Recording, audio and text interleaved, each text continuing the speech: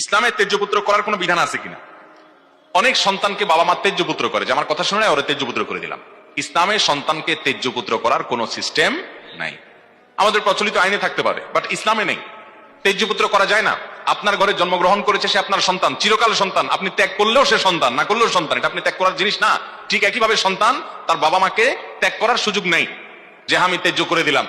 কোন কারণে যদি তার থেকে দূরে থাকতে হয়, বিশেষ কোন হিকমার ভিত্তিতে, সেটা জায়েজ হতে পারে শর্ত সাপেক্ষে। বাট তেজ্যপুত্র করে দিবেন, সম্পদের ভাগ দিবেন না, এই ক্ষমতা আপনার নাই। আপনার সম্পদে আপনার সন্তান হিসাবে অটোমেটিক তার এটা অধিকার হয়ে গেছে।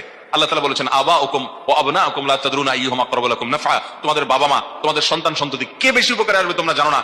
ফারিদাতাম মিনাল্লাহ বলেছেন, আল্লাহর বন্টন। এই মিরাস বা সম্পদ, এটা আল্লাহ যাকে যতটুকু বলছে দিয়ে দাও।